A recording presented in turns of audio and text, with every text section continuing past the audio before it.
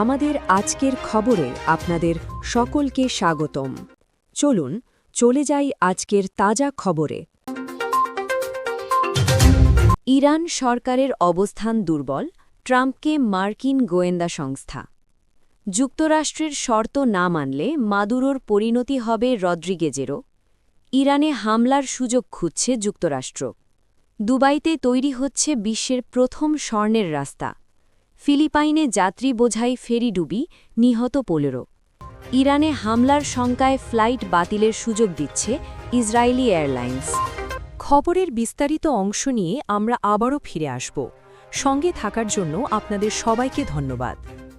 ইরানের বর্তমান ইসলামিক সরকারের ক্ষমতার ভিত্তি আগের যে কোনো সময়ের তুলনায় নড়বড়ে হয়ে পড়েছে, এমন মূল্যায়ন যুক্তরাষ্ট্রের প্রেসিডেন্ট ডোনাল্ড ট্রাম্পকে জানিয়েছে দেশটির গোয়েন্দা সংস্থাগুলো। সাম্প্রতিক গোয়েন্দা বিশ্লেষণে উঠে এসেছে ১৯৭৯ সালের ইসলামিক বিপ্লবের মাধ্যমে শাহ শাসনের অবসানের পর এই প্রথম ইরানের কেন্দ্রীয় সরকারের নিয়ন্ত্রণ সবচেয়ে দুর্বল অবস্থানে রয়েছে।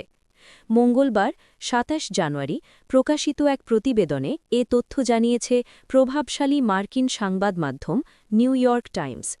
প্রতিবেদনে বলা হয়েছে, ইরানে চলমান রাজনৈতিক অস্থিরতা, সরকার বিরোধী আন্দোলন এবং দীর্ঘমেয়াদী অর্থনৈতিক সংকট মিলিয়ে দেশটির শাসন ব্যবস্থা বড় ধরনের চাপে পড়েছে।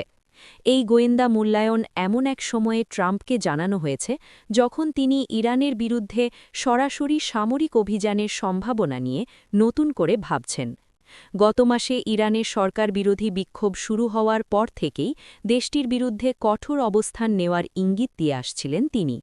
মাঝখানে সাময়িকভাবে সেই অবস্থান থেকে সরে এলেও সাম্প্রতিক সময়ে আবারও হামলার পরিকল্পনায় ফিরে গেছেন বলে প্রতিবেদনে উল্লেখ করা হয়।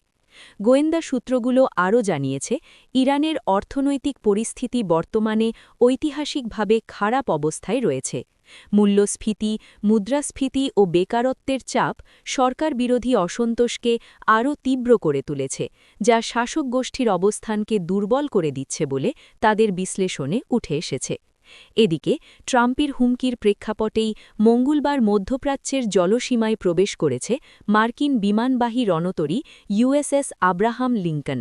রণতরীর সঙ্গে রয়েছে একাধিক সহায়ক যুদ্ধজাহাজ, যেগুলোতে টোমাহক সহ উন্নত প্রযুক্তির ক্ষেপণাস্ত্র সংযোজিত রয়েছে। এই মোতায়েনকে অঞ্চলটিতে যুক্তরাষ্ট্রের সামরিক প্রস্তুতির একটি স্পষ্ট বার্তা হিসাবে দেখছেন বিশ্লেষকরা।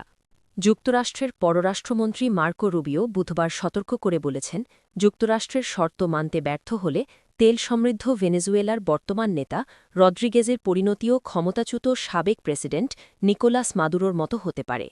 ওয়াশিংটন থেকে এএফপি জানায়, পূর্বলিখিত বক্তব্য অনুযায়ী সিনেটের পররাষ্ট্র সম্পর্ক বিষয়ক কমিটিকে রুবিও বলেন, সাবেক ভাইস প্রেসিডেন্ট ও বর্তমানে অন্তর্বর্তী প্রেসিডেন্ট ডেলসি রদ্রিগেজ মাদুরোর পরিণতি সম্পর্কে ভালোভাবেই অবগত আছেন। রুবিও বলেন, আমাদের বিশ্বাস তার নিজের স্বার্থ আমাদের মূল লক্ষ্য বাস্তবায়নের সঙ্গেই সামঞ্জস্যপূর্ণ। তিনি আরও বলেন, কোনো ভুল করবেন না।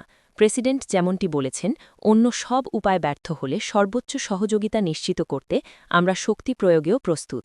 এ সময় তিনি প্রেসিডেন্ট ডোনাল্ড ট্রাম্পের উল্লেখ করেন। সাবেক সিনেটের রুবিও কয়েক সপ্তাহ ধরে ডেমোক্র্যাটদের অভিযোগের মুখে সিনেট কমিটির সামনে সাক্ষ্য দিতে সম্মত হন। ডেমোক্র্যাটরা অভিযোগ করছেন, ট্রাম্প প্রশাসন কংগ্রেসকে বিভ্রান্ত করেছে এবং শক্তি প্রয়োগে তার ক্ষমতার সীমা অতিক্রম করেছে। গত ৩ জানুয়ারি মার্কিন কমান্ডো বাহিনী কারাকাসে অভিযান চালিয়ে ওয়াশিংটনের দীর্ঘদিনের বামপন্থী প্রতিদ্বন্দ্বী নিকোলাস মাদুরো ও তার স্ত্রী সিলিয়া ফ্লোরেসকে আটক করে। তাদের দুজনকেই যুক্তরাষ্ট্রে জারি করা মাদক পাচারের আযোগে বিচারের মুখোমুখি করতে নিউ ইয়র্কে নেওয়া হয়। তবে তারা এসব অভিযোগ অস্বীকার করেছেন। রুবিও ওই অভিযানের জোরালো সমর্থন জানিয়ে বলেন, যুক্তরাষ্ট্র ২ জন মাদক পাচারকারীকে গ্রেপ্তার করেছে এবং মাদুরোকে আইনসম্মত রাষ্ট্রপ্রধান নয় বরং অভিযুক্ত এক মাদক পাচারকারী হিসেবে আখ্যা দেন। রুবিও বলেন, একজনও মার্কিন নাগরিকের প্রাণহানি ছাড়াই এবং কোনো চলমান সামরিক দখল ছাড়াই এই পুরো অভিযান সম্পন্ন করা হয়েছে। তিনি আরও বলেন, ইতিহাসে এমন উদাহরণ খুব কমই আছে যেখানে এত কম খরচে এত বেশি অর্জন সম্ভব হয়েছে। তবে ভেনেজুয়েলার কর্তৃপক্ষ দাবি করেছেন, মাদুরোকে রক্ষা করতে গিয়ে ভেনেজুয়েলান এবং কিউবান নাগরিকসহ ১০০ জনেরও বেশি মানুষ নিহত হয়েছেন। এদিকে প্রেসিডেন্ট ট্রাম্প ডেলসি রড্রিগেজের ওপর চাপ সৃষ্টি করে যাচ্ছেন যাতে তার সরকার যুক্তরাষ্ট্রের তেল কোম্পানিগুলোর স্বার্থে কাজ করে। ইসরায়েল ইরানের ওপর হামলার সুযোগ খুঁজছে বলে মন্তব্য করেছেন তুরস্কের পররাষ্ট্রমন্ত্রী হাকান ফিদান। এমন কোনো পদক্ষেপ নিলে অঞ্চলটি আরও অস্থিতিশীল হয়ে উঠতে পারে বলে সতর্ক করেন তিনি। শুক্রবার তুরস্কের টেলিভিশন চ্যানেল এনটিভিকে দেওয়া এক সাক্ষাৎকারে ফিদান বলেন, আমি আশা করি তারা ভিন্ন পথ বেছে নেবে, কিন্তু বাস্তবতা হল বিশেষ করে ইসরায়েল ইরানের ওপর আঘাত হানার সুযোগ খুঁজছে। যুক্তরাষ্ট্র ও ইসরায়েল উভয় দেশই এমন অবস্থানে আছে কিনা এমন প্রশ্নের জবাবে ফিদান বলেন, ইসরায়েলি বিশেষভাবে এমন সুযোগের সন্ধানে রয়েছে। তুরস্কের পররাষ্ট্রমন্ত্রী আরও জানান, সম্প্রতি ইরান সফরের সময় তিনি সরাসরি ইরানি কর্মকর্তাদের কাছে নিজের উদ্বেগের কথা তুলে ধরেছেন। ফিদান বলেন, কয়েকদিন আগে আমি তেহরানে গেলে একজন বন্ধুর মতো পুরো প্রক্রিয়া সম্পর্কে তাদের সব বলেছি, আর বন্ধুই তিক্ত সত্য কথা বলে। ফিদানের এই মন্তব্য আসে এমন এক সময় যখন তুরস্কের প্রেসিডেন্ট রিসেপ তাইয়েব এরদোয়ান বৃহস্পতিবার ফোনে ইরানের প্রেসিডেন্ট মাসুদ পেজেশকিয়ানকে জানান, ইরানে কোনো ধরনের বিদেশি হস্তক্ষেপের বিরোধী তুরস্ক এবং তারা প্রতিবেশী দেশের শান্তি ও স্থিতিশীলতাকে গুরুত্ব দেয়। শুক্রবার রয়টার্সকে দেওয়া এক সাক্ষাৎকারে ইরানের এক জ্যেষ্ঠ কর্মকর্তা বলেন, শত্রুপক্ষের যে কোনো হামলাকে তেহরান পূর্ণমাত্রার যুদ্ধ হিসেবে বিবেচনা করবে। ওয়াশিংটন ও ইরানি নেতৃত্বের মধ্যে কথার লড়াই যখন তীব্র হচ্ছে তখনই এমন মন্তব্য এল। আগের দিন বৃহস্পতিবার যুক্তরাষ্ট্রের প্রেসিডেন্ট ডোনাল্ড ট্রাম্প বলেন, ইরানকে লক্ষ্য করে তিনি উপসাগরীয় অঞ্চলে নৌযানের একটি বহর পাঠিয়েছেন। গত সপ্তাহে ইরানের ব্যাপক সরকার বিরোধী বিক্ষোভের প্রেক্ষাপটে হামলার হুমকি থেকে সরে আসার ইঙ্গিত দিলেও এবার আবারও তেহরানের বিরুদ্ধে কঠোর হওয়ার বার্তা দেন তিনি। ইরানের ওই জ্যেষ্ঠ কর্মকর্তা রয়টার্সকে বলেন, আমেরিকানরা যদি ইরানের সার্বভৌমত্ব ও ভৌগোলিক অখণ্ডতা লঙ্ঘন করে আমরা জবাব দেব। তিনি আরও বলেন, এই মানসিক প্রস্তুতি, আমরা আশা করি এটি বাস্তব সংঘাতের জন্য নয়, তবে আমাদের সামরিক বাহিনী সর্বোচ্চ পরিস্থিতির জন্য প্রস্তুত। এই কারণেই ইরানের সবকিছু সর্বোচ্চ সতর্কতায় রয়েছে। ওই জ্যেষ্ঠ কর্মকর্তা বলেন, এবার যে কোনো হামলা, সীমিত হোক বা ব্যাপক, সার্জিক্যাল হোক বা কাইনেটিক, যাই নাম দেওয়া হোক না কেন, আমরা সেটিকে পূর্ণমাত্রার যুদ্ধ হিসেবেই দেখব এবং কঠোরতম উপায়ে জবাব দেব। ওই জ্যেষ্ঠ কর্মকর্তা আরও বলেন, যুক্তরাষ্ট্রের কাছ থেকে স্থায়ী সামরিক হুমকির মুখে থাকা কোনো দেশের সামনে আক্রমণ ঠেকাতে এবং প্রয়োজন হলে ভারসাম্য ফিরিয়ে আনতে নিজের হাতে থাকা সব উপকরণ ব্যবহার করা ছাড়া আর কোনো পথ থাকে না। যুক্তরাষ্ট্রের গণমাধ্যমের খবরে বলা হয়েছে, ইউএসএস আব্রাহাম লিঙ্কন বিমানবাহী রণতরী ও এর স্ট্রাইক গ্রুপ দক্ষিণ চীন সাগর থেকে মধ্যপ্রাচ্যের দিকে মোড় নিয়েছে এবং আগামী কয়েকদিনের মধ্যে উপসাগরীয় অঞ্চলে পৌঁছানোর কথা করেছে। 2024 সালের জুনে ইরানের বিরুদ্ধে ইসরায়েলের 12 দিনের যুদ্ধের সমর্থনে এবং ইরানের পারমাণবিক কর্মসূচিতে যুক্তরাষ্ট্রের হামলার আগে বড় ধরনের নৌবাহিনী মোতায়েন করেছিল যুক্তরাষ্ট্র। PDS.MAU। দুবাইয়ের গোল্ড ডিস্ট্রিক্টে বিশ্বের প্রথম গোল্ড স্ট্রিট বা স্বর্ণের রাস্তা নির্মিত হতে যাচ্ছে। সম্প্রতি আনুষ্ঠানিকভাবে গোল্ড ডিস্ট্রিক্ট উদ্বোধনের সময় এই চমকপ্রদ ঘোষণাটি দেয়, তবে এর বিষয়ে বিস্তারিত পরে ধীরে ধীরে জানানো হবে। 2024-25 সালে সংযুক্ত আরব আমিরাত প্রায় 53.41 বিলিয়ন ডলার সমমূল্যের স্বর্ণ রপ্তানি করেছে। দেশটির প্রধান বাণিজ্যিক অংশীদারদের মধ্যে রয়েছে সুইজারল্যান্ড, যুক্তরাজ্য, ভারত, হংকং এবং তুরস্ক। বর্তমানে দেশটি বিশ্বের দ্বিতীয় বৃহত্তম ফিজিক্যাল গোল্ড বা ভৌত স্বর্ণ কেনাবেচার কেন্দ্রে পরিণত হয়েছে। আমিরাতের এই নতুন হোম অফ গোল্ড বা স্বর্ণের আবাসস্থল হিসেবে পরিচিত ডিস্ট্রিক্টটিতে স্বর্ণ ও অলংকার সংশ্লিষ্ট যাবতীয় সুযোগ সুবিধা একই ছাতার নিচে পাওয়া যাবে। এর আওতায় খুচরা বিক্রি, বুলিয়ান, স্বর্ণের বার, পাইকারি বাণিজ্য এবং বিনিয়োগ সেবা অন্তর্ভুক্ত রয়েছে। দুবাই গোল্ড ডিস্ট্রিক্টে বর্তমানে সুগন্ধি, প্রসাধন সামগ্রী, স্বর্ণ ও লাইফস্টাইল সহ বিভিন্ন খাতের 1000-এরও বেশি খুচরা বিক্রেতা প্রতিষ্ঠান রয়েছে। ইতিমধ্যেই সেখানে Jawhara jewellery, Malabar gold and diamonds, Al Romaizan এবং তানিস্ক জুয়েলারির মতো নামী ব্র্যান্ডগুলো তাদের ফ্ল্যাগশিপ শোরুম স্থাপন করেছে। পাশাপাশি জয়া লুকাস সেখানে 24,000 বর্গফুটের একটি ফ্ল্যাগশিপ শোরুম খোলার পরিকল্পনা ঘোষণা করেছে, যা হবে মধ্যপ্রাচ্যে তাদের বৃহত্তম শাখা। ইথরা দুবাইয়ের প্রধান নির্বাহী কর্মকর্তা সিইও ইসাম গালাদারি বলেন, দুবাই গোল্ড ডিস্ট্রিক্ট ঐতিহ্য, বিশালতা এবং সুযোগের একটি অনন্য সমন্বয় ঘটিয়েছে। Dubai department of economy and ট্যুরিজমের অন্তর্ভুক্ত দুবাই ফেস্টিভ্যাল অ্যান্ড রিটেইল এস্টাবলিশমেন্টের প্রধান নির্বাহী কর্মকর্তা আহমেদ আল খাজা বলেন, স্বর্ণ দুবাইয়ের সাংস্কৃতিক ও বাণিজ্যিক কাঠামোর সঙ্গে গভীরভাবে মিশে আছে, যা আমাদের ঐতিহ্য, সমৃদ্ধি এবং দীর্ঘস্থায়ী ব্যবসায়িক মানসিকতার প্রতীক। এই যুগান্তকারী গন্তব্যের মাধ্যমে আমরা কেবল সেই ঐতিহ্যকেই উদযাপন করছি না, বরং সৃষ্টিশীলতা এবং টেকসই উন্নয়নের ওপর ভিত্তি করে একটি নতুন যুগের জন্য একে নতুনভাবে সাজাচ্ছি। ফিলিপাইনের দক্ষিণাঞ্চলীয় প্রদেশ বাসিলানে যাত্রীবোঝাই একটি ফেরি ডুবির ঘটনায় ১৫ জনের মরদেহ উদ্ধার করা হয়েছে। সোমবার স্থানীয় সময় ভোরবেলায় এই দুর্ঘটনা ঘটে। বাসিলানের মেয়র আরসিনা লাজা কাথিং নানোহো এবং ফিলিপাইন কোস্ট গার্ড বাহিনীর বাসিলান শাখার কর্তৃপক্ষ জানায়, ফেরিটিতে ৩৩২ জন যাত্রী এবং ২৭ জন ক্রু সহ ছিলেন।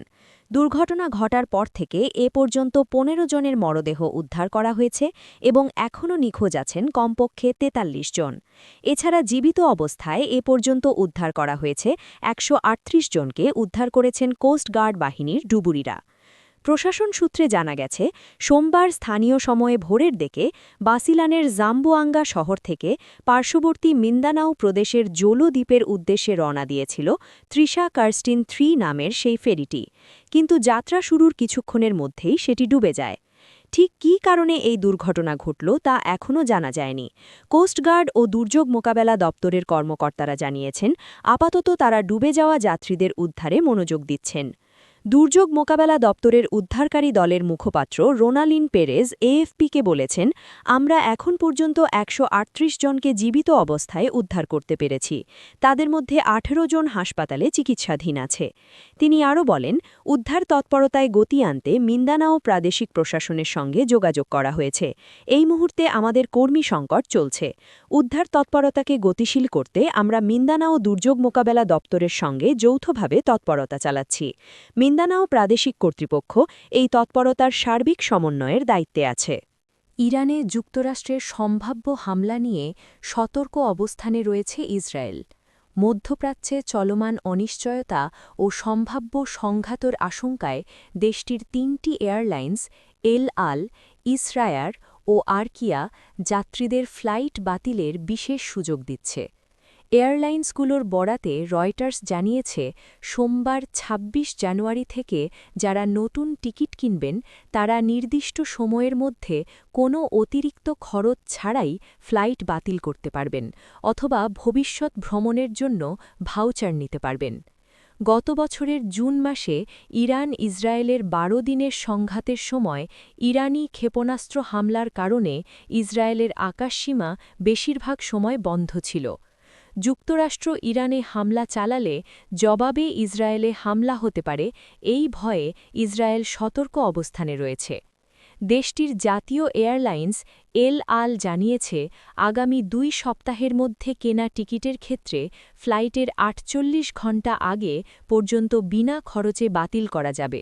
অন্যদিকে ইসরায়ার ও আরকিয়া এয়ারলাইন্সও একই ধরনের সুবিধা দিচ্ছে। এয়ারলাইন্স কর্তৃপক্ষ বলছে, পরিস্থিতি এখনও স্বাভাবিক আছে এবং ফ্লাইট সূচি অনুযায়ী চলবে, তবে যে কোনো জরুরি পরিস্থিতি মোকাবিলায় তারা প্রস্তুত রয়েছে। মূলত আঞ্চলিক অনিশ্চয়তার কারণে যাত্রীদের তারা ফ্লাইট বাতিলের সুযোগ দেবে। আরকিয়ার প্রধান নির্বাহী কর্মকর্তা সিইও ওজ বেরলোভিটজ বলেন, নিরাপত্তাজনিত জটিল ২ বছরের অভিজ্ঞতা থেকে আমরা অনেক কিছু শিখেছি। এ সময় বহু বিদেশি এয়ারলাইন্স তেল আবিবে ফ্লাইট বন্ধ করে দিয়েছিল। আরকিয়া যে কোনো পরিস্থিতির জন্য প্রস্তুত। এই মুহূর্তে ফ্লাইট সূচি স্বাভাবিকভাবেই চালু রয়েছে এবং প্রয়োজন অনুযায়ী আমরা অতিরিক্ত ফ্লাইট দিয়ে গন্তব্যগুলোকে শক্তিশালী করব। ২০২৩ সালের ৭ অক্টোবর গাজায় ইসরায়েলি বর্বরতা শুরুর পর থেকে এবং ২০২৫ সালের অক্টোবরে যুক্তরাষ্ট্রের মধ্যস্থতায় যুদ্ধবিরতি কার্যকর হওয়া পর্যন্ত ইসরায়েলি এয়ারলাইন্সগুলোই দেশটিতে ফ্লাইট চালু রেখেছিল।